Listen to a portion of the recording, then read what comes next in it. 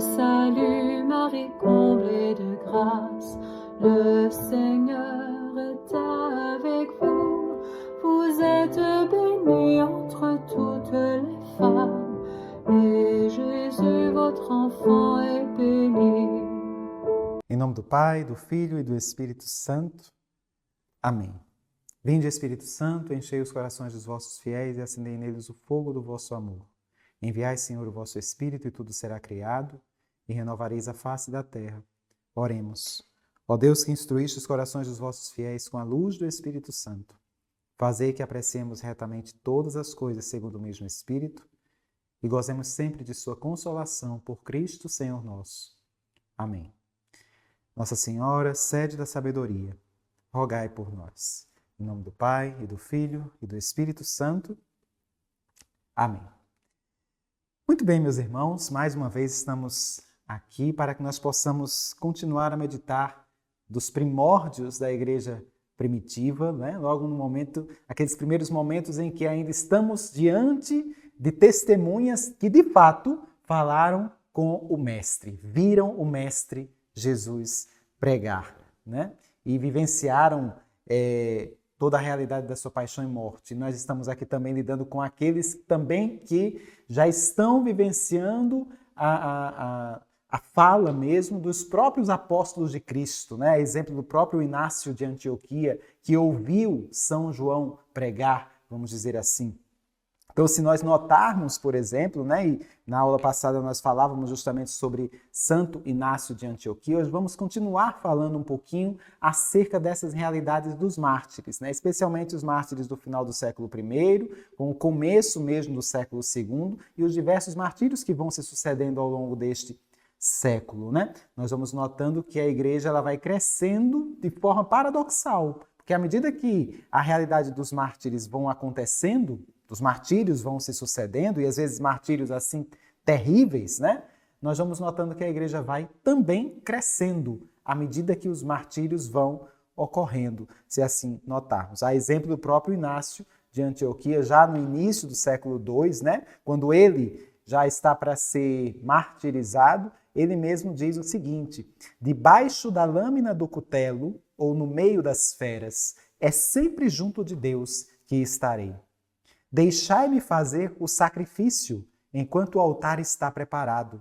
Deixai-me ser presa das feras. É por meio delas que chegarei a Deus. Sou trigo de Deus e para que eu seja pão branco de Cristo, é preciso que seja moído pelos dentes dos animais. Veja que tremendo testemunho. Em alguns momentos aqui eu vou estar lendo alguma ata de algum mártir para que eu não peque pela pobreza das minhas palavras, né? Para que procure ser fidedigno àquilo que está nas atas dos martírios. Então, em algum momento, talvez, eu me veja de fato lendo, porque vale a pena a leitura das atas dos mártires. Isso faz um bem tremendo para a nossa fé, quando nós notamos que eles vão seguindo no martírio, né? Na palma do martírio, e aquilo ali de forma heróica.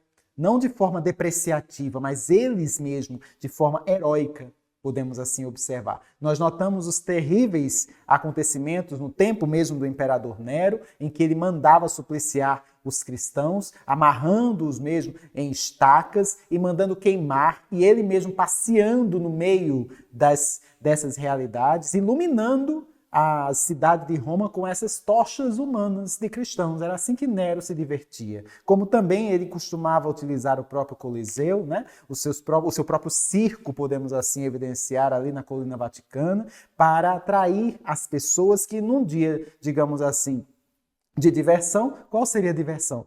A realidade dos mártires, a realidade do suplício, a realidade do martírio. Era isso que nós iríamos observar ao longo da caminhada desses primeiros cristãos que iriam estar realizando toda esta constituição. Então, vamos notando aqui alguns exemplos de mártires dentro desse contexto, né? No século II mesmo, por volta ali do próprio imperador Trajano, né? Sob o imperador Trajano, nós temos ainda mais alguns mártires a se evidenciar, né? E depois de Trajano, nós temos também o imperador Adriano, que não promulgou nenhum decreto contra os cristãos, mas ele fez seguir o decreto do rescrito de Trajano, que nós já observávamos, que é aquela pessoa que se declarasse cristã, que fosse pega, que fosse denunciada como sendo cristã, se ela mantivesse essa declaração e recusasse prestar sacrifícios aos ídolos, ela simplesmente seria morta, seria martirizada. Se ela dissesse, se ela apostatasse da fé, ela seria naturalmente solta, ela seria naturalmente liberta. Era o que dizia o rescrito de Trajano. Não vamos sair à caça dos cristãos, mas se surgirem algum tipo de denúncia, vão apurar essas denúncias. E se perceberem que de fato aquela pessoa é cristã, se ela se autodeclarar cristã, então que se cumpra a penalidade mesmo do suplício, ou até mesmo a penalidade de ser exilada, vamos dizer assim. Mas se ela se declarar inocente, se ela oferecer sacrifícios aos deuses, como também nós observamos que existiram cristãos que apostataram da fé. Não existiram só mártires, também existiram aqueles que apostataram da fé, né? Vai gerar depois uma controvérsia, mais à frente nós vamos falar a respeito, por exemplo, do batismo, né? De que deveriam ser batizados novamente, o que iria gerar uma certa controvérsia com as lideranças cristãs. Nós vamos ver isso mais adiante, mas nós percebemos que aqueles que de fato permanecessem fiéis, seriam martirizados. Se oferecessem sacrifícios aos ídolos, naturalmente eles seriam libertos. Então você via que esse rescrito tratava disto. E aí, nesse contexto, né, logo após o império de Trajano, Trajano, inclusive, foi morto por ocasião da guerra que ele estava levantando contra os persas, né? E depois dele sucede Adriano. Adriano vai até mais ou menos ali o ano 138, do ano 117 ao ano 138, e ele era mais pacifista, vamos dizer assim, ele é mais pacífico em relação a Trajano. Tanto é que quando ele foi eleito, ou melhor, quando ele assumiu o império, ele acabou com a guerra dos persas, ele voltou para Roma, né? Ele deixou a guerra de lado. E é interessante que nesse contexto nós temos uma mártir, né, que pouquíssimas pessoas ouviram falar dela. Aliás, tem muitos mártires, talvez eu fale aqui, que muitos talvez nem tivessem ouvido falar, como por exemplo, Santa Hermione de Éfeso, né? Santa Hermione, ela viveu mais ou menos ali no tempo entre o império de Trajano e de Adriano, né? Trajano, ele a tortura quando a encontra na ida para a Pérsia. Ele a encontra, a tortura, porque ela se diz cristã, só que ela não chega a morrer por ocasião dessas torturas de Trajano, né? Ela é exilada, inclusive, mas ela consegue se recuperar das torturas que haviam sido impostas a ela, né? Só que o próximo imperador, que é Adriano, ele quando está voltando da Pérsia para Roma, após a guerra com a Pérsia, ele a encontra novamente, e como ele era muito adepto de bruxarias, e ela despertava o dom de cura, ela realizava várias curas, digamos, em nome de Jesus, Adriano queria que ela usasse esses dons a serviço dele. E como ela se recusou, ele terminou de martirizá-la, terminou por martirizá-la, se assim pudermos observar. Nós temos vários mártires ao longo do século II que foram martirizados sob o rescrito de Trajano. Este rescrito iria durar pelo menos até o século III. Se assim observarmos. Você é cristão? Sou. Então você será martirizado. Se você não é cristão, se você não se declarar cristão, você será liberto. Então veja bem a condição ilógica, né? A pessoa era condenada a um crime de ser cristão quando ela fosse descoberta. Enquanto ela não era descoberta, ela não era uma criminosa perante o Império Romano, nesse contexto aí.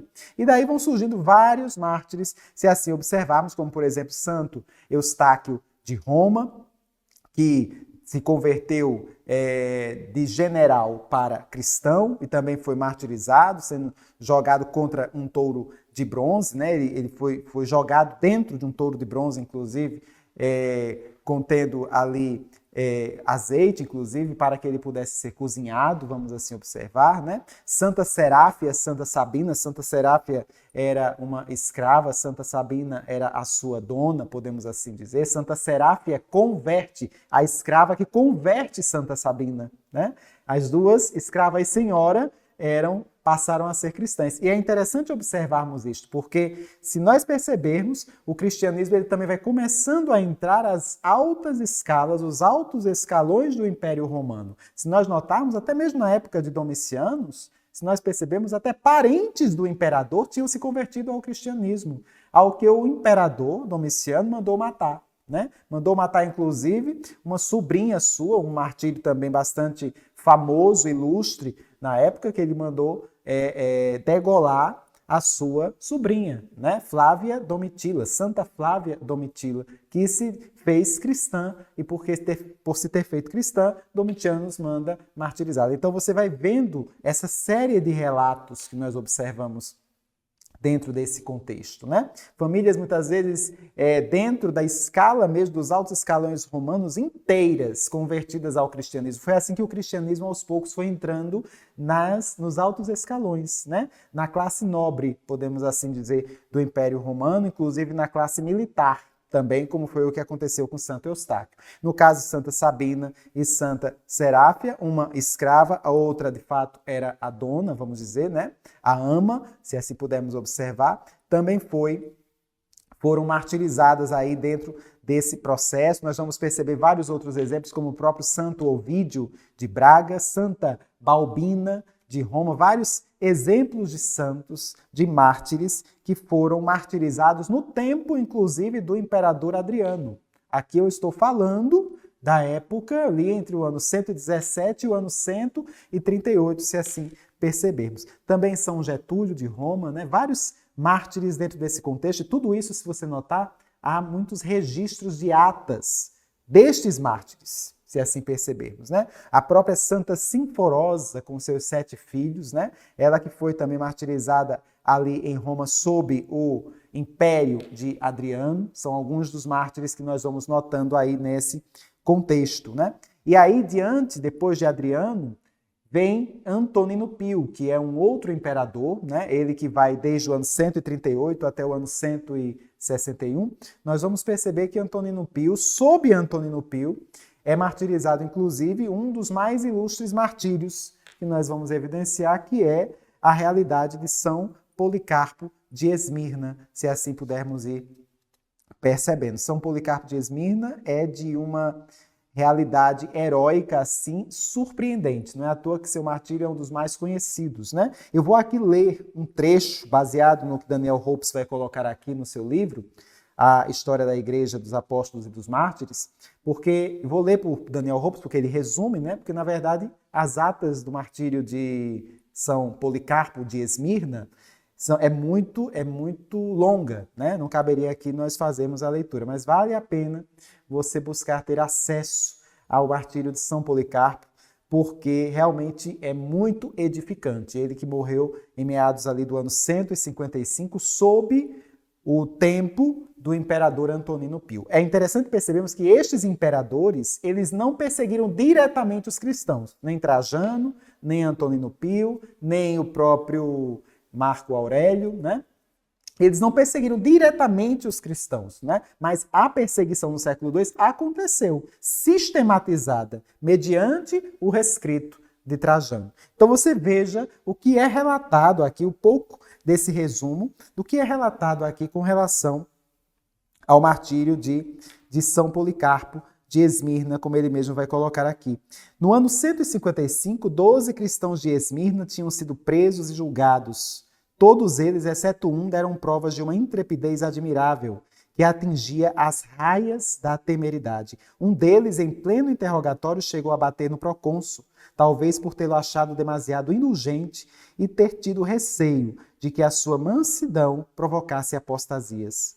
A multidão enfurecida reclamou sanções mais severas. Ouviu-se então altos berros, o nome de Policarpo, perseguido durante 2 dias e finalmente delatado por um dos seus servos, que tinha sido submetido à tortura, acabou por ser preso. A sua calma e a sua dignidade impressionaram os guardas que tinham ido prendê-lo. Há muitas irregularidades no seu processo, conduzido apressadamente, mas de forma dramática. Realizava-se na altura uma sessão de jogos a que assistia o procônsul Quadrato. Trazem o bispo montado num jumento e atiram-no à arena. São Policarpo era bispo em Esmirna. A sua entrada desencadeia nova gritaria e começa o interrogatório, cuja trágica simplicidade é maravilhosamente retratada pelo texto hagiográfico. De um lado, o magistrado romano, que tem visível consciência de não estar dentro da estrita legalidade. Do outro, a multidão prestes a rugir e a amotinar-se em frente o santo, que não se curva. Jura pela sorte de César, arrepende-te, grita. Morte aos ateus.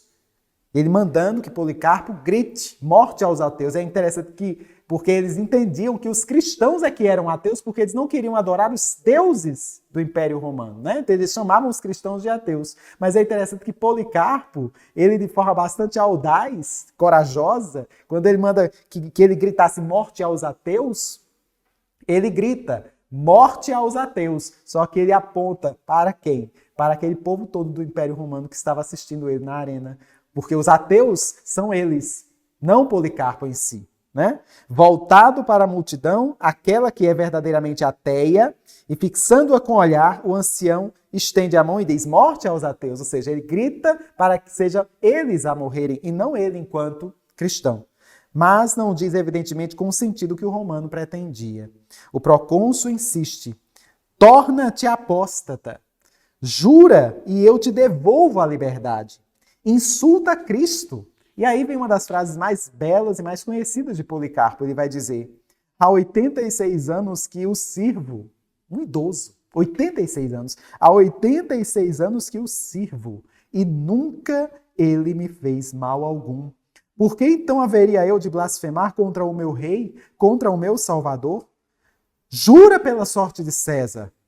És excessivamente confiante se espera convencer-me. Na verdade, eu te declaro, e aí ele declara, sou cristão.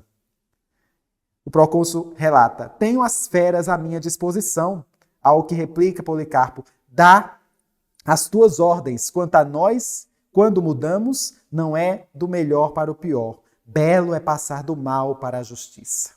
Se não te arrependes e já que desprezas as feras, morrerás numa fogueira.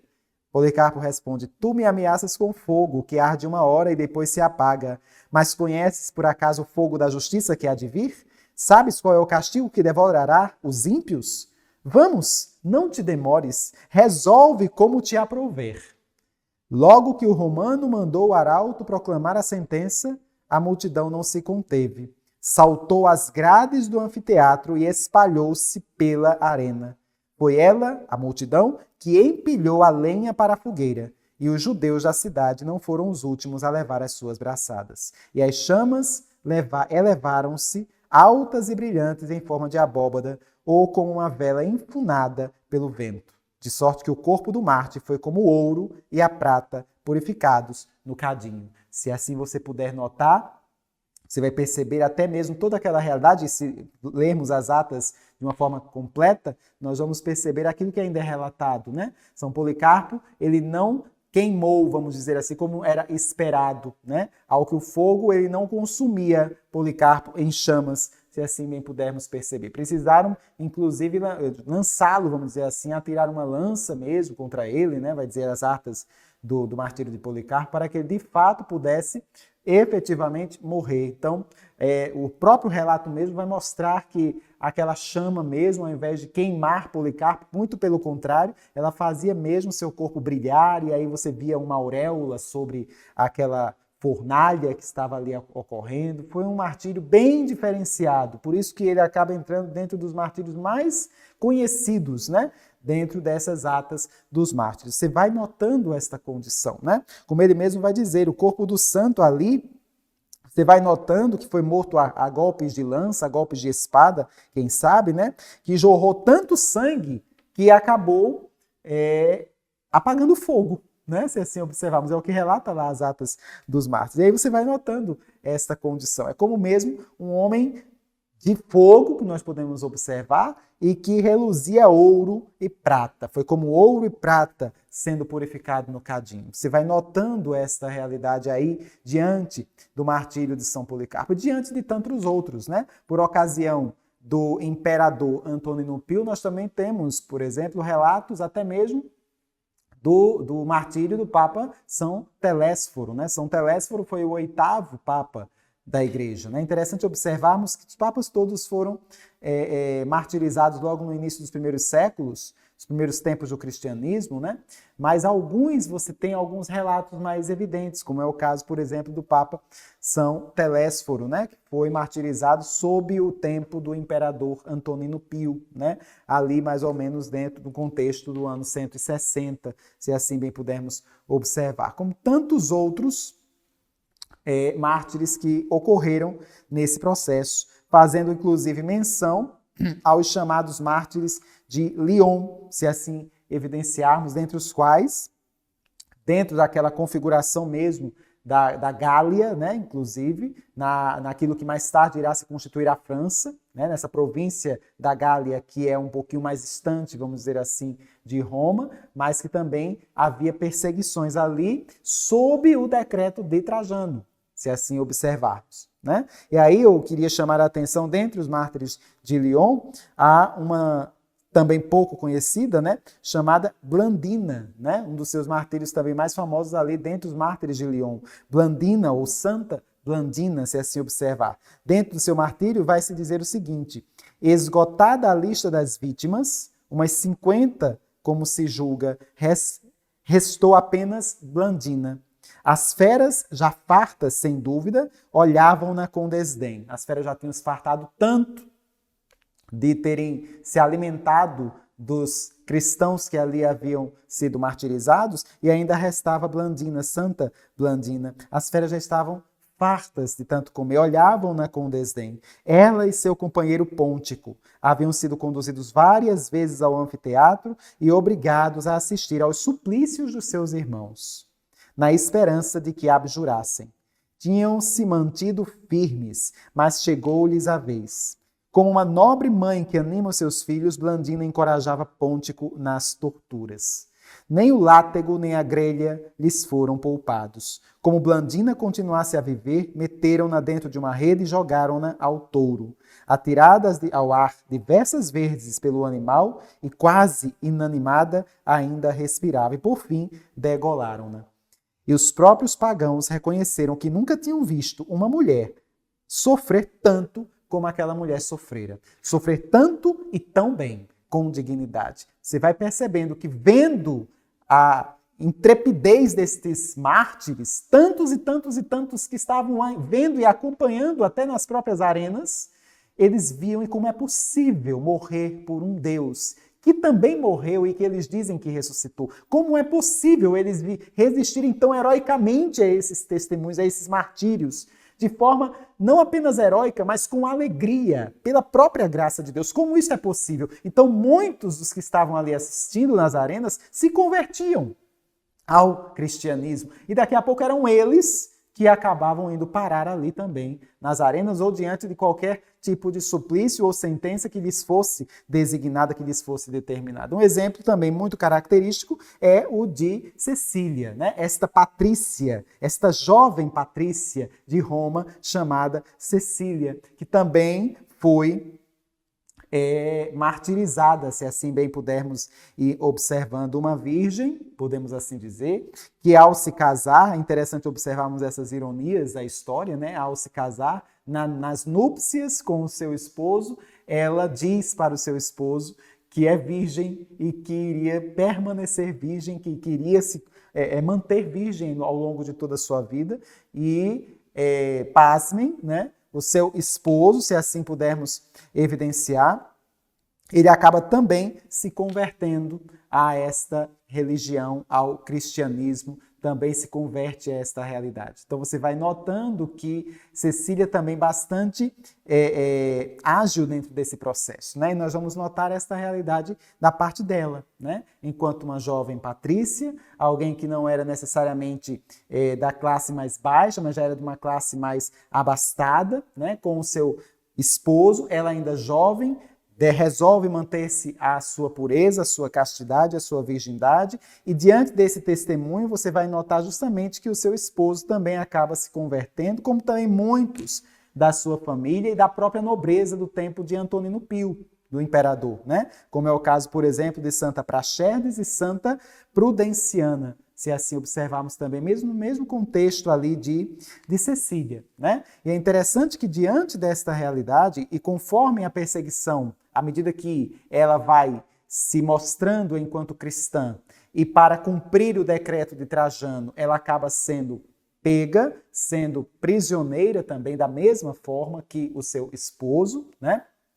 E se declaram cristãos, vão ser condenados também à morte, se assim evidenciarmos. E diante de toda esta realidade, você vai notar que até mesmo o carcereiro, que vai estar cuidando deles por ocasião do cativeiro que eles vão apresentar, até o próprio carcereiro acaba se convertendo dentro desse processo, né? E aí ficam agora os três. Ele se converte e também vai ser preso, porque se declara cristão. E diante dessa realidade morre tanto o esposo, o marido de Cecília, como também o carcereiro Tibúrcio, se assim observarmos, né? Cecília também vai ser martirizada, só que vão tentar degolá-la, vamos dizer assim, lançam a espada contra o seu pescoço. É interessante observarmos que nesse processo Cecília ela é de fato impactada pela espada para que ela pudesse realmente ser decapitada, mas ela fica ainda com o pescoço aberto, né? Mas ela ainda respira, ela ainda sobrevive, né? Conta-se a história que ela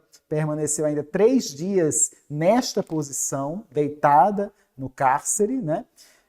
E cantando um louvor a Deus, cantando a glória do Senhor nesse período, né? Até chegar realmente a morrer, após esse período de 3 dias em que ela ficou lá imóvel nesse processo. Então ela passou, por isso ela é tida, inclusive, a ser chamada de padroeira dos músicos, né? Justamente por conta deste episódio, dessa realidade que se tornou bastante célebre por ocasião do seu martírio, né? Em que ela, de fato, ela acaba tendo o pescoço aberto, ferido, né? Passa 3 dias nesse processo, até chegar a falecer, mas cantando e louvando a glória de Deus, com cânticos mesmo espirituais, se assim pudermos perceber. E mais interessante disso tudo também, ela foi sepultada, né?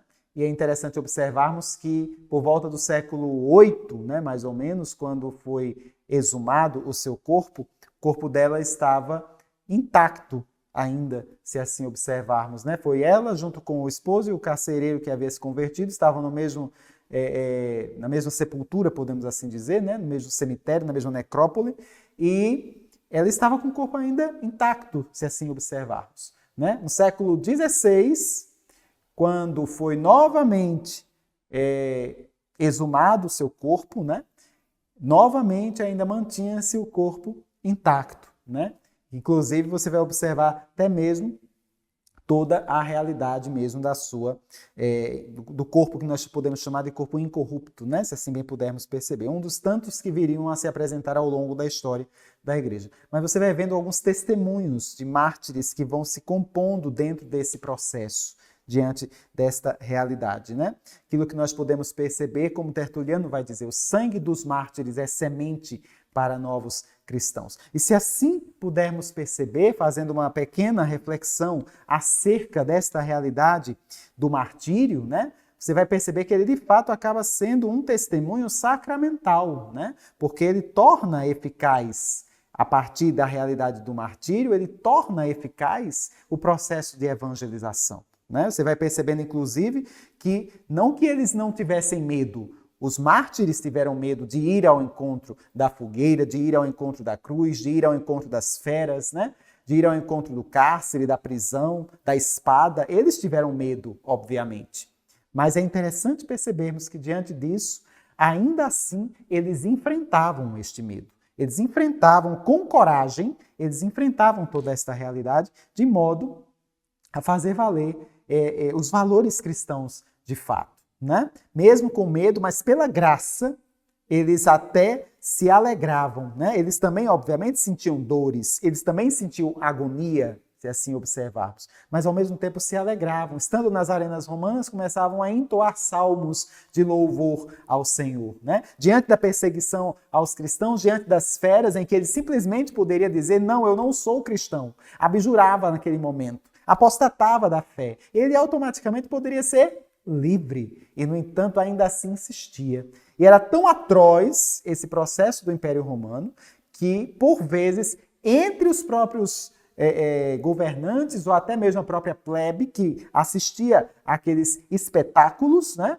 eles não se escandalizavam quando viam no meio deles, daqueles cristãos que estavam também morrendo, eles não se escandalizavam nem mesmo quando viam crianças, nem mesmo quando viam recém-nascidos, porque por vezes isso já era algo da prática que já existia no Império Romano, dentro do seu contexto histórico, especialmente nesta fase, né? Que é justamente a fase de decadência aparente do Império, em que ainda não se nota, mas a decadência moral já está se evidenciando aí ao longo do século I e século II. Então, mesmo diante de martírios, de mortes, né? De crianças, isso já não escandalizava aqueles romanos dentro daquele processo, né? De martírio. Mas você vê que toda esta realidade, toda essa condição vai se evidenciando aí já ao nível do século II, né? Os cristãos, eles não procuram testemunhar, vamos dizer, dar um testemunho voluntariamente ou melhor, vamos dizer assim, mas iam com toda a intrepidez, iam com todo o amor, iam pensando em Cristo, né? É o que nós vamos observar, por exemplo, diante do martírio, se assim pudermos perceber, os testemunhos dos chamados mártires de Chile, né? Se assim notarmos, é bem interessante a forma como eles encaram o martírio. Vou ler rapidamente aqui esse diálogo, só para que você possa observar, quando ele vai dizer aqui, diante do interrogatório que vai sendo feito para os cristãos, com o procônsul, mais os cristãos que vão ser ali martirizados, eles vão dizer, quando Saturnino, o procônsul, vai dizer: persistes em se dizer cristão? E aí Esperato, que é um dos mártires, vai dizer assim: eu sou cristão. E todos fizeram a mesma declaração, porque foram vários, né?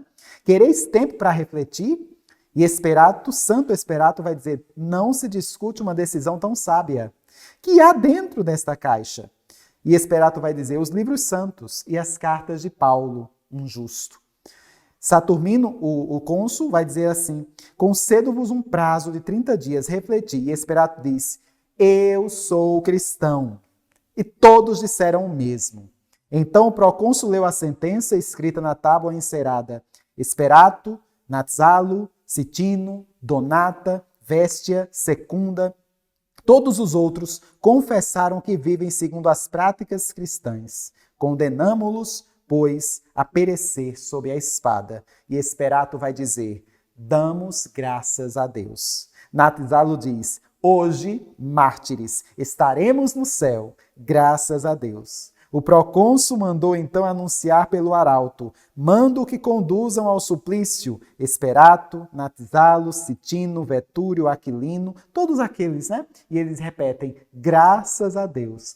Daqui a pouco estaremos no céu. Veja a convicção, a fé deste povo, destes mártires, desses homens intrépidos, vamos dizer assim, e com tamanha intrepidez eles iam ao martírio como verdadeiros heróis da fé. São exemplos como estes que vão acompanhar, pelo menos ali, até os primeiros 4 séculos da vida da igreja. Nós estamos aqui falando de mártires do século II, falamos de mártires do primeiro século, especialmente os apóstolos, mas isso vai acontecendo ao longo de todo o século II de forma sistemática, e no século III isto vai piorar. Nós vamos ir observando, à medida que formos caminhando neste nosso itinerário de história da igreja, nós vamos ir observando ainda, vamos observar mais alguns outros exemplos, à medida que formos caminhando nesta realidade. Louvado seja nosso Senhor Jesus Cristo. E peçamos a Deus e à Virgem Maria que nos acompanhe, continue nos acompanhando nesse nosso itinerário espiritual. Também corresponde aqui ao estudarmos a história da igreja antiga. Ave Maria, cheia de graça, o Senhor é convosco. Bendita sois vós entre as mulheres, e bendito é o fruto do vosso ventre, Jesus. Santa Maria, Mãe de Deus, rogai por nós, pecadores, agora e na hora de nossa morte. Amém. Nossa Senhora, sede da sabedoria, rogai por nós. Em nome do Pai, do Filho e do Espírito Santo. Amém. Sainte Marie, Mère de Dieu, priez pour nous, pauvres pécheurs,